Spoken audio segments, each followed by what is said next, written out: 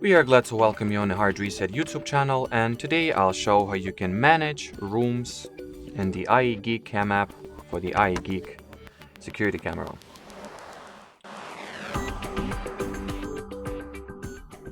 So first you will need to launch the app itself. Here go into the Me section, Family Management, select the home you would like to manage the rooms of, then go into the Room Management, and here you can reorder the rooms that you have. You can also add new rooms, and you can delete the rooms you do not want to have anymore.